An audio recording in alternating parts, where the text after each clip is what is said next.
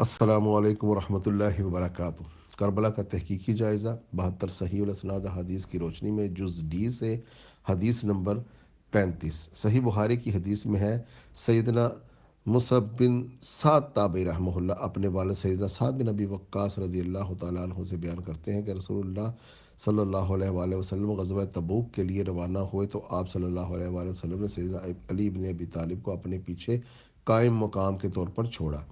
اس پر انہوں نے سیدنا علی نے آپ کی جدائی پر اظہار افسوس کرتے ہوئے پوچھا، آپ مجھے بچوں اور عورتوں میں چھوڑے جاتے ہیں؟ آپ صلی اللہ علیہ وسلم نے ارشاد فرمایا، اے علی، کیا تم اس بات پر خوش نہیں کہ تمہارا مجھ سے وہی رشتہ ہے جو ہارون علیہ السلام کو موسیٰ علیہ السلام سے تھا، یعنی جیسا کہ کوہ طور پر جاتے وقت سیدنا موسیٰ علیہ السلام نے سیدنا ہارون علیہ السلام کو بنی اسرائیل پر اپنا قائم مقام بنایا تھا، ویسے ہی میں بھی تبوک پر جاتے وقت تمہیں اپنا قائم مقام بنا رہا ہوں۔ صحیح مسلم کی ایک اور حدیث میں سیدنا سعد بن ابی وقاص بیان کرتے ہیں کہ رسول اللہ صلی اللہ علیہ وآلہ وسلم نے فرمایا، اے علی، تیری مجھ سے وہی نسبت ہے کہ جو ہارون کو موسیٰ سے تھی، سوائے اس کے کہ میرے بعد کوئی نبی نہیں ہوگا۔ سیدنا سعد تابعی رحمہ اللہ فرماتے ہیں کہ میرا دل چاہا کہ میں براہ راست یہ حدیث سیدنا سعد بن ابی وقاص سے سنوں، چنانچہ میں سیدنا سعد بن ابی وقاص سے ملا اور انہیں اسی طرح کی حدیث سنائی جو میں نے ان کے بیٹے سیدنا عامر بن سعد بن تابعی رحمہ اللہ سے سنی تھی۔ اس پر سیدنا سعد بن ابی وقاص نے فرمایا، ہاں، میں نے رسول اللہ صلی اللہ علیہ وآلہ وسلم سے اسی طرح سنا تھا۔ نوٹ: وہ چونکہ معاویہ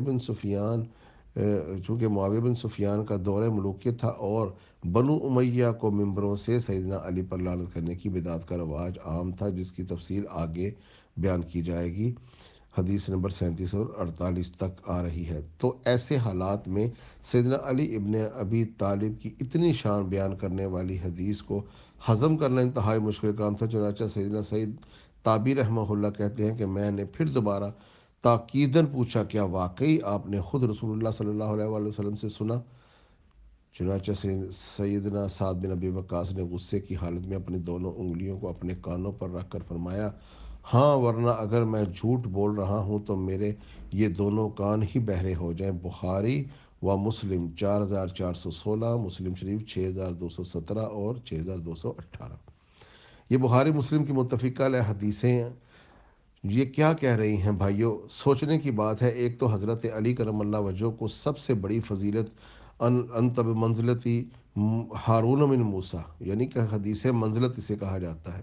رسول اللہ صلی اللہ علیہ وآلہ وسلم کا بخاری کی حدیث میں بھی یہ فرمانا، اور جو کہ مختلف صحابہ کرام سے اس کے ترک ملتے ہیں۔ اس پر جو ایک آخری ترک میں نے پڑھا، اس کو سمجھنے کی بات ہے کہ بنو امیہ کے دور میں ممبروں پر حضرت علی پر لعنتیں کی جا رہی تھیں۔ جو ینگسٹر تھے انہیں کیا پتا، انہوں نے تو اسی ملوکیت میں آنکھیں کھولی، ملوکیت میں وہ آگے آئے، جس کو کچھ پتہ تھا اسے بھی حضرت علی کے خلاف پروپیگنڈا کر کے یہی بتایا گیا کہ یہ معاذ اللہ کی طاعت اور لعنت کے قابل ہیں۔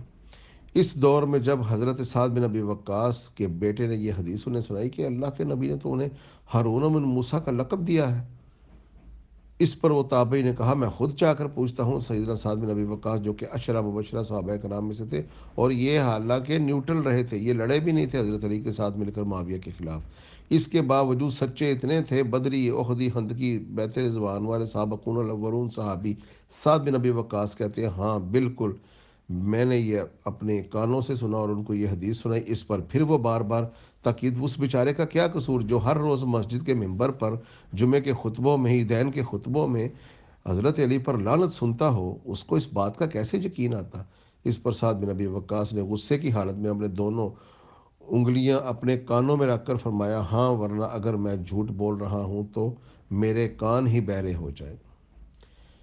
یہ دیکھیے، یہ وقت گزرا حضرت علی کرم اللہ وجہہ پر، جس کی ایک نظیر آج بھی نواسب کے ہاں ملتی ہے۔ اللہ تعالیٰ ناسبیوں کو تباہ و برباد کرے، اور جو امام برحق امیر المومنین علیہ السلام پر لعنت کرتے تھے، لعنت کرنے والوں پر لعنت، امیر المومنین اس قابل تھے کہ ان پر لعنت کی جائے۔ السلام علیکم ورحمۃ اللہ وبرکاتہ۔